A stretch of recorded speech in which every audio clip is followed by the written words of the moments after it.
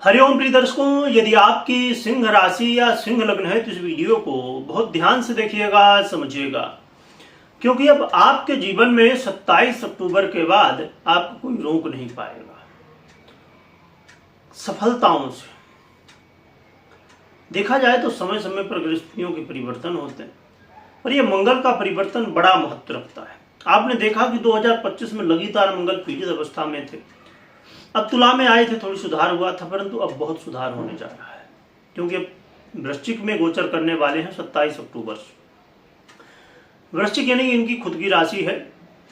अब स्वाभाविक रूप से आप समझ सकते हैं कि यदि कोई अपने घर में आए तो वो तो बहुत कंफर्टेबल ही हो जाएगा, उसके लिए बहुत अच्छा है। तो अब मंगल जो है तो स्वयं के घर में आने वाले हैं। मंगल का गोचर काल इसलिए महत्व रखता है कि मंगल का मात्र गोचर काल नहीं है, एक बड़ा बदलाव है। क्यों बदलाव है समझते हैं। एक तो स्वयं की राशि पर आना, और मंगल आपके लिए यानी सिंह वालों के लिए भाग्येश हैं और सुखेश भी हैं, यानी कि आपके नवम भाव और चतुर्थ भाव का आधिपत्य रखते हैं और इस समय आप चतुर्थ भाव में गोचर करेंगे।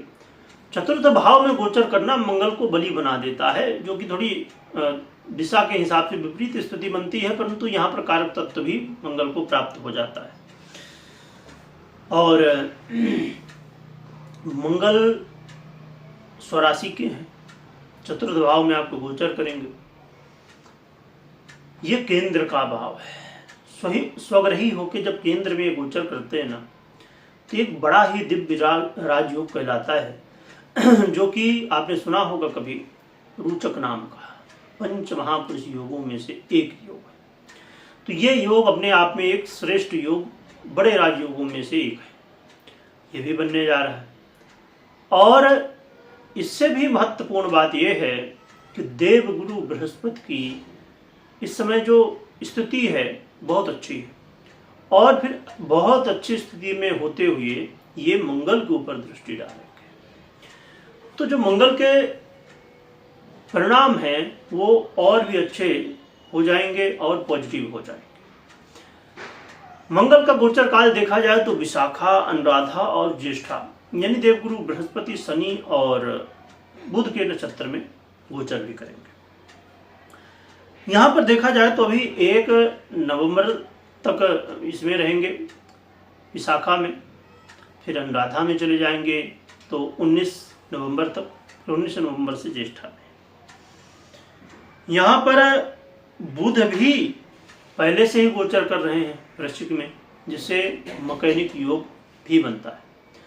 मकैनिक योग बहुत ही गहराई का, एक कहा जाए गहराई से विचारणीय योग है। इसके जो प्रभाव मिलते हैं वो गहराई के साथ, क्या कैसे परिणाम होंगे आइए समझते हैं।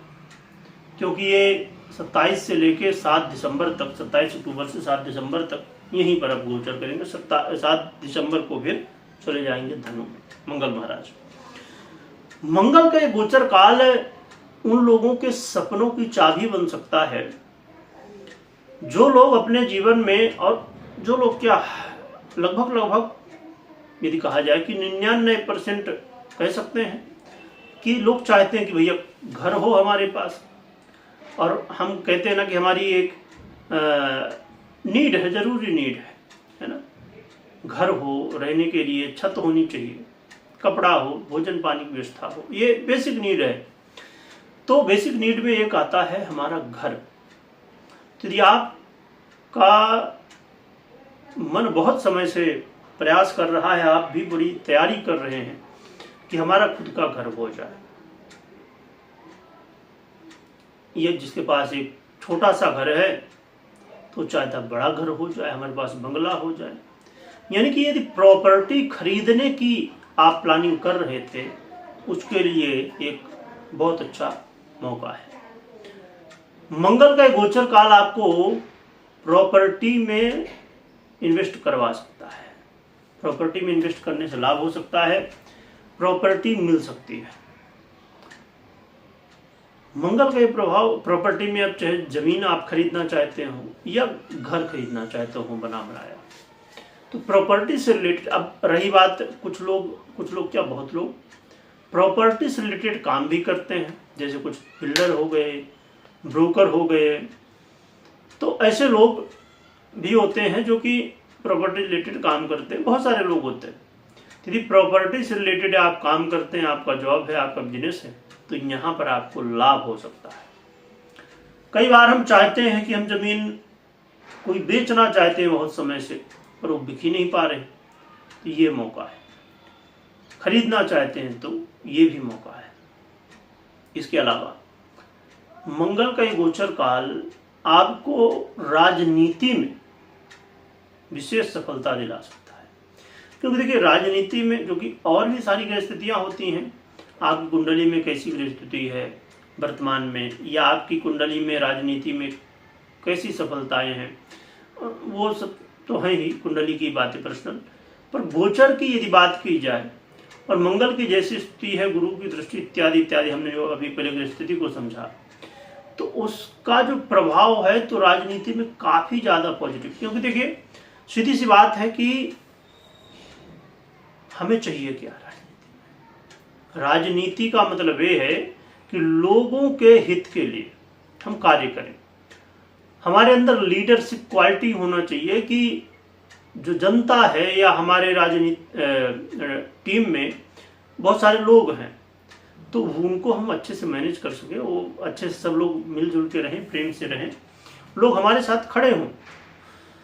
तो मंगल है लीडर और बहुत अच्छी स्थिति में है मंगल, तो ये लीडरशिप क्वालिटी आपके अंदर डेवलप करेगा और आपको साहसी बनाएगा। आपको जो आपका आत्मविश्वास है ना, अब आपने कभी स्पीच सुनी हो, अब नरेंद्र मोदी जी हैं हमारे तो इनकी स्पीच को आप सुनिए, ये तो पेपर भी नहीं लेते, जो लिखा होता है लोग लिए रहते हैं, बिना लिखे ही जो मन में आता, जो मन में नहीं कुछ भी नहीं, पर जो इनको बोलना होता है, इन्हें कोई कागज पेन की आवश्यकता नहीं है, अपने मन से पूरे आत्मविश्वास के साथ, पूरे जोश के साथ बोलते हैं। और कुछ लोग ऐसा बोलते हैं कि लगता है कि अरे ये बोल रहा है तो सही है कि नहीं है। तो पूरे आत्मविश्वास के साथ जब लोगों को आप वादा करते हैं, पर वादा पूरा भी करना चाहिए। और जब लीडरशिप क्वालिटी हमारे अंदर आती है तो स्वाभाविक रूप से लीडर का मतलब ही ये है कि जो हमारे लोग हैं उनकी मांगों को पूरा हम कर पाए। तो राजनीति में भी काफी लाभ मंगल दे सकते हैं। तो ये बड़ा महत्वपूर्ण है। आपके कार्य क्षेत्र में भी इसका पॉजिटिव प्रभाव, यदि आप नौकरी जॉब करते हैं तो इसमें भी अच्छे परिणाम देखने को मिल सकते हैं। मंगल आपको अपने काम काज में एक अच्छा मान सम्मान, पद प्रतिष्ठा और उन्नति प्रगति भी दे सकता है। तो बहुत ही अच्छे परिणाम है मंगल के। क्या उपाय करना चाहिए? एक तो ये ध्यान रखना है कि ये जो मकैनिक योग बनने जा रहा है तो शत्रु ही, यानी बुध और मंगल आपस में इनकी बहुत अच्छी नहीं बनती है। तो इसलिए ये धैर्य रखना है कि कहीं भी ऐसा ना होने पाए कि आप जल्दबाजी कर दें। जल्दबाजी से बचिएगा। और मैंने पहले बताया कि ये गहराई से प्रभाव देता है, तो गहराई से विचार भी करना है। कि पता चला कि लोगों ने कह दिया कि चलो चलो आप आगे बढ़ो, हम आपके साथ हैं, पर पता चला कि आप थोड़ी दूर गए, पीछे कोई है ही नहीं। मतलब ये है कि जोश में तो आना है, परंतु होश भी रखना है, थोड़ा प्लानिंग भी करना है और थोड़ी समझना भी है गहराई से हर एक विषय को। यानी धैर्य, सूझबूझ, बुद्धिमत्ता के साथ हर एक काम को करना है, जो कि मंगल के बड़े अच्छे परिणाम है। तो इन बातों का ध्यान रखिए। उपाय के रूप में आप एक तो हनुमान जी की आराधना करिए, और साथ में हनुमान जी की आराधना में जो भी आपसे हो सके, हनुमान चालीसा करना, सुंदरकांड करना हो, हनुमान जी के दर्शन हो, राम नाम का जप हो, जो भी आप कर सकते हैं वो करिए। साथ में नित्य प्रति भुवन भास्कर की भी आराधना करिए, अर्घ दीजिए। और यदि आपके लिए संभव हो तो लाल वस्तुओं का, यदि या मंगल से संबंधित वस्तुओं का दान इत्यादि भी कर सकते हैं, है ना। जैसे गेहूं का कर सकते हैं, गुड़ का कर सकते हैं, या लाल वस्त्रों का इत्यादि इत्यादि, जो मंगल की बहुत सारी वस्तु, तो ये आप कर सकते हैं। तो हनुमान जी की आराधना करने से कल्याण हो सकता है। कमेंट में जयकारा लगाइएगा और खूब स्मरण करिएगा। और कभी कोई निर्णय लेना हो पर्सनल कुंडली विश्लेषण के बाद ही निर्णय लीजिएगा, मात्र गोचर के आधार पे नहीं। वीडियो देखने के लिए बहुत बहुत धन्यवाद।